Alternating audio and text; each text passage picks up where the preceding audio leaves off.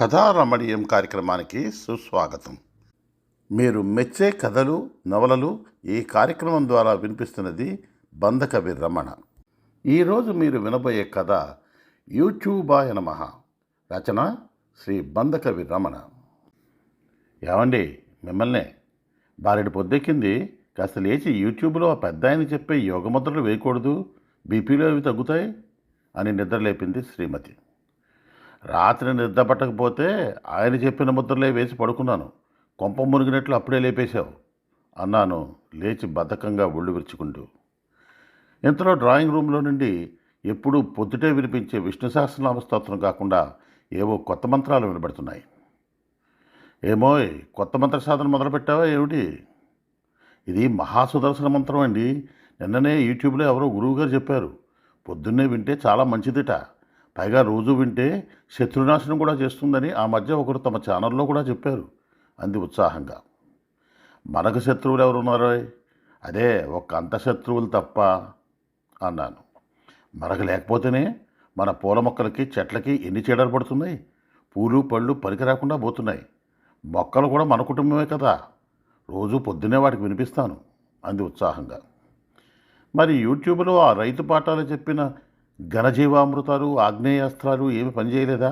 ఇల్లంతా కంపు కొట్టడం తప్ప అన్నాను వ్యంగ్యంగా. వేటి పని అవి చేస్తాయి. సాయంత్రం ఆకలేసినప్పుడు మీరు జంతికలు తిని ఊరుకోక 2 మినపసున్నులు కూడా తినరు పదునుగా ప్రత్యస్త్రం వదిలింది. సరేలే, ముందు కాఫీ సంగతి చూడు. ఈ మధ్య డికాక్షన్ పలసగా ఏడుస్తోంది. నిన్ననే కోతాస్ 80-20 కొని తెచ్చాను. అది వాడు ఆ హెబ్బరో శ్రావణి వీడియోస్ చూసి సరిగ్గా ఫిల్టర్ వేయి అన్నాను. తేడా కాఫీలో లేదు, మీ నాలుగులో ఉన్నట్టుంది అంది శ్రీమతి కసిగా. అవునోయ్, భగవంతుడి దయ వలన నేను హంస లక్షణాలు పుణికిపుచ్చుకున్నాను. కాఫీ నాలుగుకి తగలగానే పాలు, వాటిలో పాపాలు, కాఫీలు, వాటిలో కల్తీలు వేరైపోతాయి అన్నాను గర్వంగా. ఆ బడాయ్, ఇలా చంపకపోతే మీ తమ్ముళ్ళ పొద్దున్నే లేచి మీరే డికాక్షన్ వేసుకోవచ్చుగా. దానికి మాత్రం బద్ధకం అంది ఎదురుదాడి తిరిగి. ఎక్కడ తగ్గాలో అక్కడ తగ్గు అన్న త్రివిక్రమ్ శ్రీనివాస డైలాగ్ గుర్తుకొచ్చి మాట్లాడకుండా తువ్వాలు తీసుకుని బాత్రూమ్ వైపు కదిలా. స్నాన కార్యక్రమం పూర్తయ్యాక పూజ గదిలో అడుగుపెట్టా. దీపారాధన చేసి లేదు. ఏమిటి సంగతి అని అడిగితే, పనిలో ఉన్నాను, ఇవాటికి మీరు దీపారాధన చేయండి అని చెప్పింది. చేతిలోకి కుంది తీసుకున్నాను. ఏమోయ్, కుందిలో ఎన్ని ఒత్తులు వేయాలి? 2 ఒత్తులు చాలని జ్ఞానపదం ఛానల్ వాళ్ళు 3 వేయాలని ఒక పెద్ద ఆయన చెప్పారు. జన్మంతా ఇదే ప్రశ్న వేస్తూ ఉంటారా అని మరొకరు అన్నారు. ఇక మీ ఇష్టం. ఇప్పుడు ఆ మాట ఎందుకు కానీ 3 పత్తి పరకలు వేసుకుంటా. ఇంతకీ నూనె పొయ్యాలా, నెయ్యి పొయ్యాలా అడిగాను సందేహ నివృత్తి కోసం. ఆవు నెయ్యి వేస్తే అమ్మవారు పీట వేసుకుని కూర్చుంటుందని ఒక పెద్ద ఆవిడ, నువ్వుల నూనె వేసి దీపం వెలిగిస్తే నట్టింట లక్ష్మిని అడిగాడుతుందని ఇంకొకరు చెప్పారు అంది. సరేలే, ఆవు నెయ్యే వేస్తాను. అమ్మవారు స్థిరంగా కూర్చుంటుంది కదా. నా నిత్యపూజ పూర్తి చేసుకుని బయటకు వచ్చేసరికి వంటిట్లో మా ఆవిడ తయారు చేస్తున్న బ్రేక్ఫాస్ట్ తాలూకు గుమగుమలు ఇల్లంతా వ్యాపించాయి.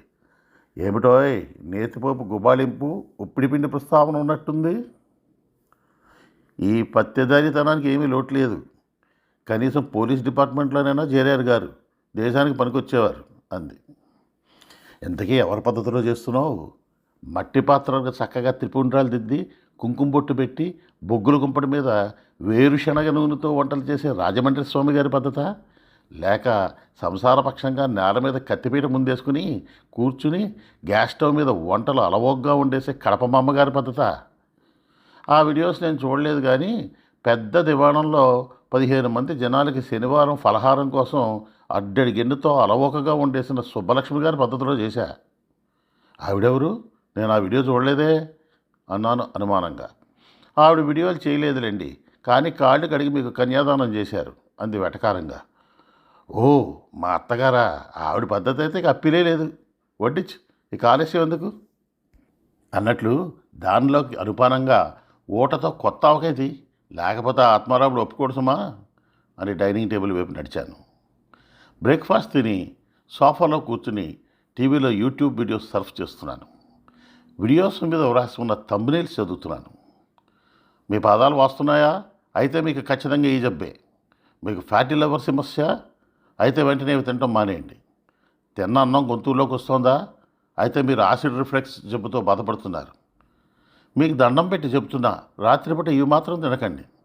మెడలో స్టెథోస్కోప్ వేసుకుని ఇలాంటి భయంకర విషయాలు చెప్పే ఎంతోమంది డాక్టర్లతో పాటు ఆ గింజలు తింటే 100 ఏళ్ళు గ్యారెంటీ, గుగ్గిలు తింటే గుర్రంలో పరిగెడతారు, బాదం పప్పు తొక్కలతో పాటు తింటే మీ పని అంతే, పడుకునే ముందు ఒక గ్లాసు ఈ జ్యూస్ తాగితే పొద్దున్నే జాడించి కొట్టి తీరుతుంది లాంటి వీడియోస్ చేసే మెడలో స్టెత్ లేని డాక్టర్స్ కానీ డాక్టర్లు లెక్కకి మించి కనబడ్డారు. ఇంతలో సీతాపతి బావ ఫోన్ చేసి, ఇప్పుడు ఒక వీడియో లింక్ పంపుతున్నాను, వెంటనే చూడు, ఈ దెబ్బతో నీకు అర్థమైపోతుంది మూడో ప్రపంచ యుద్ధం ఎప్పుడు వస్తుందో అన్నాడు. అలాగే అని ఫోన్ పెట్టేశాను. మా బావ గత 30 ఏళ్లుగా మూడవ ప్రపంచ యుద్ధం గురించి కాలజ్ఞానం, నోస్ట్రడామస్ సూచనల మీద పట్టువదన విక్రమార్కుల్లా రీసెర్చ్ చేస్తున్నాడు. ఆ జోస్యాలు చెప్పిన వారంతా కాలంలో కలిసిపోయినా ఇంకా కొత్త సిద్ధాంతాలు వెతుకుతూనే ఉన్నాడు. యూట్యూబ్ వచ్చాక బావ పని మరింత సులభం, నా పని మరింత కష్టమైంది. రోజుకు చచ్చపక్షం 2 వీడియో లింకులైనా పంపుతాడు. ఇదిగో మిమ్మల్నే మధ్యాహ్నం వంట ఏం చేయమంటారు? మా శ్రీమతి పలుకులు పంచదార చిలకల్లా అనిపించాయి. అలా అడిగే బాగుంది. శుభ్రంగా పళనిస్వామి గారి మామిడికాయ పప్పు, చారేపల్లి వారి గుత్తి వంకాయ, టేస్టీ ప్యాన్ సరళ గారి కొబ్బరి పచ్చడి, ఫుడ్ ఆన్ ఫామ్ బాబాయ్ సాంబారు చేసేయి, ఈ పూటకు సరిపెట్టుకుంటాను అన్నాను ఉత్సాహంగా. ఇంకా నయ్యం, హిరణ్యకశిపుడు కూడా ఇన్ని వరాలు కోరి ఉండడు. మామిడికాయ పప్పు మందం చేస్తుంది, గుత్తి వంకాయకి పొడులు లేదు, ఆ సాంబార్లు అవి నాకు ఇష్టం లేదు. చక్కగా తోటకూర, పెసరపప్పు, క్యాబేజీ పోపు కూర, టమాటా రసం పెడతాను. మొన్న ప్రవీణ్ టీవీ అమ్మగారు చేసి చూపించారు. ఆవిడైతే పూతరేకులు లాంటి చక్కటి చీరలు కట్టుకుని హుందాగా చేస్తూ ఉంటారు. వంట చేస్తున్నట్టే కనబడరు. టేస్టీ ప్యాన్ సరళ గారి కొబ్బరి పచ్చడి రేపు చేస్తానులేండి అంటూ వెళ్ళిపోయింది. నేను చెప్పినవి చేయకపోవడం మాట అటుంచి నన్ను హిరణ్యకశిపుడితో పోల్చడం కూడాను. అసలు నేను చెప్పినవి ఏమీ చేయనప్పుడు ఏం చేయమంటారో నన్ను ఎందుకు అడిగిందని మీకు సందేహం కదూ. అందులో పెద్ద బ్రహ్మరహస్యం ఏమీ లేదు. ఏం చెయ్యొద్దు అన్న విషయంపై కొద్దిగా కన్ఫ్యూజన్ వచ్చినప్పుడు ఆవిడ నన్ను అలా అడగటం, నేను చెప్పిన దానిని బట్టి ఏమి చేయకూడదో సులువుగా గ్రహించడం మా ఇద్దరికి అలవాటే. అన్నట్లు మరిచాను, చెప్పిన మాట భార్య వినాలంటే సౌందర్యలహరిలో కొన్ని శ్లోకాలు పారాయణ చేయాలని, అలా చేసి మంచి ఫలితం తన 70వ ఏట పొందినట్టు ఒక వృద్ధ గృహస్థు మొన్ననే వీడియో పెట్టాడు. ఈ మధ్యనే కదా నాకు 60 దాటింది. వెంటనే చూడాలి ఏ పుట్టలో ఏ పాముందో.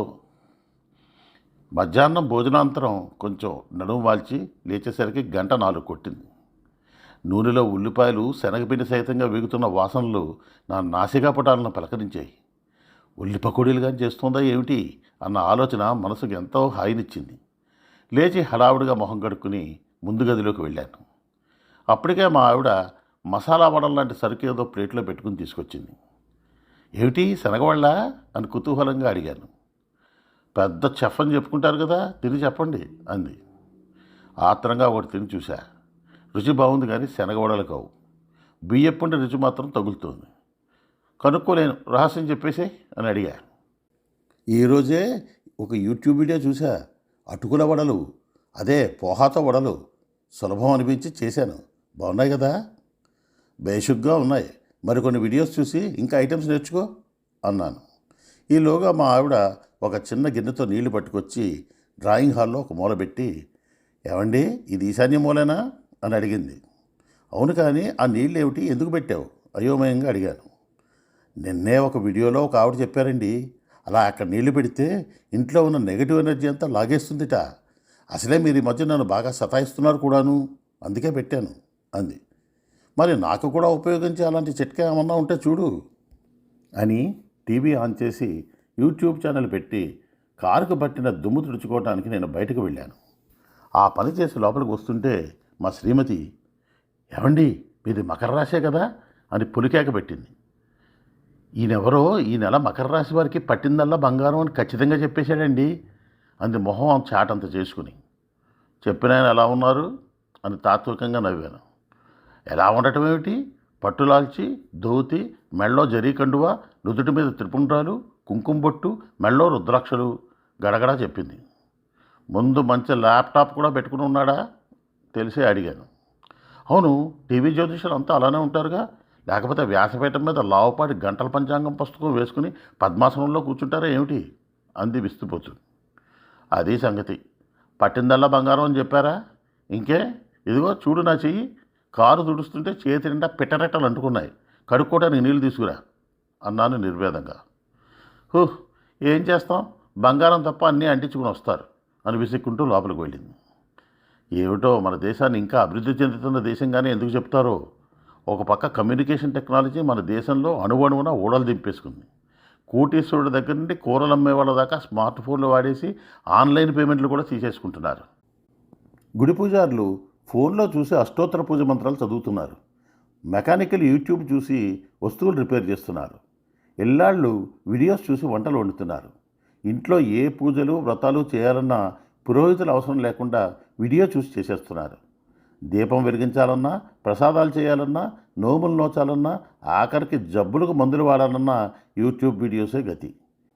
పొద్దుట లేచిన దగ్గర నుండి రాత్రి పడుకునేదాకా సమస్త కార్యాలు యూట్యూబ్ వీడియోస్ సహాయంతోనే జరుగుతున్నాయి. జనజీవనాన్ని, మానవ సంబంధాన్ని ఇంతగా ప్రభావితం చేసిన వస్తువు మానవాళి చరిత్రలోనే లేదని నిస్సంకోచంగా చెప్పగలను. అసలు ఒక 20 ఏళ్ల క్రితం దాకా ఈ స్మార్ట్ ఫోన్లు, యూట్యూబ్లు లేకుండా మనం ఎలా బ్రతికాం? నాకైతే గుర్తు రావటం లేదు. మరి మీకు? మా ఆవిడ తెచ్చిన నీడతో చేతులు కడుక్కొని లోపలికి నడిచాను. మా శ్రీమతి ప్రమిదిలో నూనె దీపం వెలిగించి గుమ్మం ముందు పెట్టి నమస్కరించి, ఇలా ప్రదేశవేళ దీపం పెడితే లక్ష్మీదేవి ఇంట్లోకి వస్తుందని మొన్ననే వేర్వేరు ఛానళ్ళలో చెప్పారండి, మీరు కూడా దండం పెట్టుకోండి, చేతులకు నానా చెత్త అంటుకోకుండా ఉంటాయి అంది. నేను దీప నమస్కారం చేసుకుంటూ అప్రయత్నంగా యూట్యూబాయ నమః అనుకున్నాను. ఈ కథ శ్రీ శివానంద సుపద ఫౌండేషన్ వారి సాంస్కృతిక మాసపత్రిక సుపద అక్టోబర్ 2022 సంచికలో ప్రచురితమైంది.